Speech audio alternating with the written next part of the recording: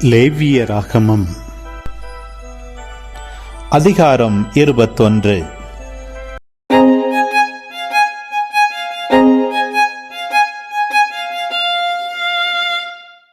ஆண்டவர் மோசேயிடம் கூறியது: ஆரோனின் புதல்வரான குருக்களுக்குச் சொல், அவர்களுள் எவனும் தன் இனத்தாரில் இறந்து போன ஒருவராலே தன்னை தீட்டுப்படுத்த வேண்டாம். தனக்கு இரத்த உறவான தாய், தந்தை, மகன், மகள், சகோதரன், மணமாகாமல் தன்னுடன் வாழ்ந்த கன்னியான சகோதரி ஆகியவர்களை தவிர வேறெவராலும் திருமணத்தால் உறவானவர் உட்பட தன்னை தூய்மை கேட்டிற்கு உட்படுத்தி தீட்டுப்பட வேண்டாம். அவர்கள் தலையை மொட்டையடித்துக் கொள்ளாமலும் தாடியின் ஓரங்களை சிரைத்துக் கொள்ளாமலும் உடலை கீறிக்கொள்ளாமலும் இருப்பார்கள். அவர்கள் தங்கள் கடவுளின் பெயரை கெடுக்காமல் அவருக்கு ஏற்ற தூயோராயிருப்பார்கள். ஆண்டவரின் பலியான தங்கள் கடவுளின் அப்பத்தை செலுத்துவதால் அவர்கள் தூய்மையாயிருக்க வேண்டும். விலைமாதையோ தூய்மை கேடு உற்றவளையோ அவர்கள் மனம் புரியலாகாது. கணவனால் மனமுறிவு செய்யப்பட்ட பெண்ணையும் மனம் புரியலாகாது. ஏனெனில் குரு தன் கடவுளுக்கு ஏற்ற தூய்மை உடையவனாயிருத்தல் வேண்டும். அவர்கள் தூயோர்கள், ஏனெனில் அவர்கள் உங்களின் கடவுளுக்கு உணவு படைக்கிறார்கள். உங்களை தூய்மையாக்கும் நான் தூயவனாயிருப்பதால் உங்களுக்கு தூயோராய் அவர்கள் இருப்பார்கள்.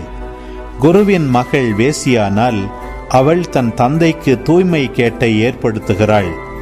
அவளை நெருப்பில் சுட்டெரிக்க வேண்டும். தலையில் திருப்பொழிவு எண்ணெய் வார்க்கப்பட்டு குருத்துவ உடை அணிந்துள்ள தலைமை குரு ஆகிய உன் சகோதரன் தன் தலையை மூடிக்கொள்ள வேண்டும். தன் உடைகளை கிழித்தலாகாது.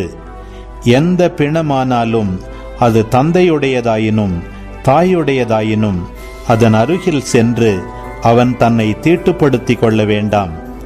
தூய கூடத்திலிருந்து வெளிவராமலும் தன் கடவுளின் தூயகத்தை இழிவுபடுத்தாமலும் இருக்க வேண்டும். ஏனெனில் அவனுடைய கடவுளின் திருப்பொழிவு எண்ணெய் தாங்கும் சிறப்பு அவனுக்கு உரியது. நானே ஆண்டவர். கன்னிப்பெண்ணையே அவன் மனம் புரிய வேண்டும். அவன் கைம்பெண்ணையோ மனமுறிவு பெற்றவளையோ கற்பொழுக்கம் அற்றவளையோ விலைமாதையோ மனம் புரியாமல் தன் இனத்தில் உள்ள ஒரு கன்னிப்பெண்ணையே மணக்க வேண்டும். தன் வழிமரபை இரத்த கலப்பற்றதாக பாதுகாக்க வேண்டும். ஏனெனில் நானே அவனை தூய்மையாக்கும் ஆண்டவர். ஆண்டவர் மீண்டும் மோசேயிடம் கூறியது: நீ ஆரோனிடம் கூற வேண்டியது: உன் வழிமரபினரில் உடல் ஊனமுற்றவன் தன் கடவுளுக்கு உணவு படையலை செலுத்துதல் ஆகாது. உடல் ஊனமுற்றவன் எவனும் அருகில் வரவேண்டாம். பார்வையற்றவன், முடவன், குறைந்த அல்லது நீண்ட உறுப்பு உடையவன், கால் கை ஒடிந்தவன், கூனன், குள்ளன், கண்ணில் பூ விழுந்தவன், சொரிசிறங்கு உடையவன், அன்னகன் எவனும் வேண்டாம். குருவான ஆரோனின் வழிமரபில் உடல் ஊனமுற்ற எவனும் ஆண்டவரின் நெருப்பு பலியை செலுத்த அருகில் வரவேண்டாம். மேலும் உடல் ஊனம் அவனுக்கு இருப்பதால் அவன் தன் கடவுளின் உணவு படையலை செலுத்தவும் வரக்கூடாது. தன் கடவுளின் தூய அப்பத்தை அவன் உண்ணலாம். ஆனால் தொங்கு திரை அருகில் வரவேண்டாம். பீடத்தை அணுக வேண்டாம். ஏனெனில் அவன் உடலில் குறைபாடு உள்ளது. என் தூயகத்தை இழிவுபடுத்த வேண்டாம். ஏனெனில் நான் அவர்களை தூய்மையாக்கும் ஆண்டவர். மோசே இவற்றை ஆரோனிடமும் அவர் புதல்வரிடமும் இஸ்ரேல் மக்கள் அனைவரிடமும் கூறினார். அன்பு உறவுகளே, இது உங்களுக்கான நேரம். இக்காணொளியில் ஒலி வடிவில் லேவியர் 21ஆம் அதிகாரத்தை முழுமையாக பார்த்தும் கேட்டும் ஜெபித்தும் இருப்பீர்கள். இன்றைய இறைவார்த்தையின் அடிப்படையிலான கேள்வி: தலையில் திருப்பொழிவு எண்ணெய் வார்க்கப்பட்டு குருத்துவ உடை அணிந்துள்ள தலைமை குருவாகிய உன் சகோதரன் தன் தலையை மூடிக்கொள்ள வேண்டும். தன் உடைகளை என்ன செய்ய வேண்டும்? பதில்களை கமெண்ட்ஸில் பதிவு செய்யவும்.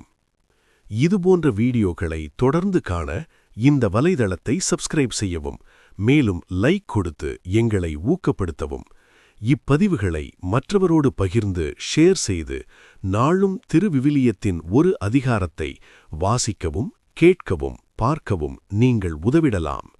மீண்டும் அடுத்த காணொளியில் சந்திப்போம். இந்த நாள் இனிய நாளாய் அமையட்டும். இறைவன் உங்களை ஆசீர்வதிக்கட்டும்.